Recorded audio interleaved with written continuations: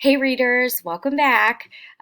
We have gotten to know Opal so well. I feel like she is just about as close to me as my best friend, right? I know her personality.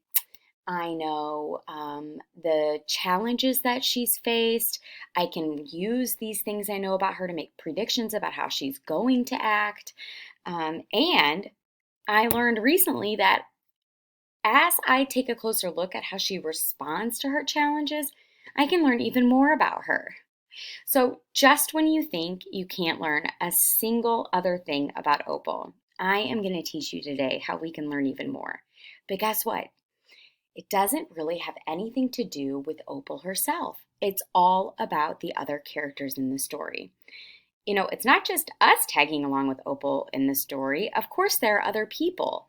And that's a good thing. Think about how boring a story with just one character might be. So, all of those other characters that support Opal and her journey through the story are called secondary characters.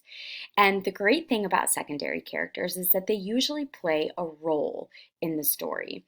They usually support the main character in a specific type of way. So sometimes they could be an advisor, maybe teaching the main character a lesson, maybe providing some wisdom to the main character.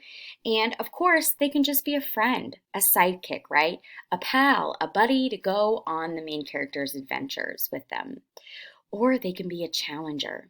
Now, oftentimes, the main character at least begins the story not getting along with the challenger. Oftentimes, at the beginning, we might think that the challenger is an enemy. However, as the story continues, we will notice that if the secondary character is playing the role of challenger, they're not truly meant to be the enemy. They're not the big bad wolf. They are playing the role of challenging the character's perception or opinion of something that the main character thinks they have already figured out. So they're kind of causing the main character to stretch their brains and maybe consider other perspectives. So today I want to take a few of our secondary characters and I want to walk you through the thought process that a great reader would do to figure out, okay, what is this secondary character's role in my story? And the first person I want to start with is Gloria Dump. Now, I'm going to read just a very short passage that probably will sound familiar to you. And it is when Gloria Dump and Opal are sitting in her backyard and they are talking about the tree that has all of the bottles hanging from it. Let's reread it.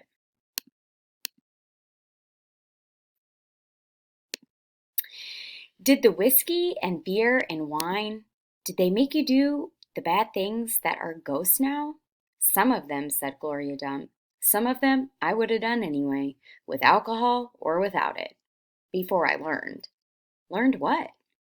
Learned what is the most important thing. What's that? I asked her. It's different for everyone, she said. You find out on your own. But in the meantime, you gotta remember, you can't always judge people by the things they done. You gotta judge them by what they are doing now. You judge Otis by the pretty music he plays and how kind he is to them animals, because that's all you know about him right now. All right? Yes, ma'am, I said. And them Dewberry boys, you try not to judge them too harsh either, all right? All right, I said.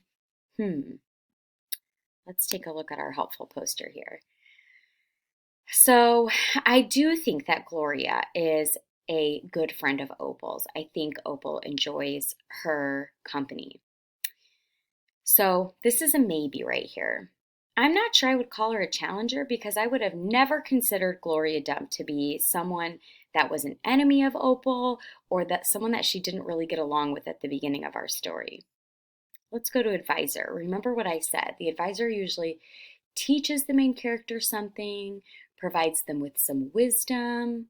You know what I heard? I kept hearing the word learn. Before I learned something is what Gloria Dump was talking about. And then Opal was super curious about what it was that Gloria learned. And then as Gloria talked, she taught her a lesson to not judge people by their past, but to judge them by what they're doing right now. So we would call Gloria Dump an advisor.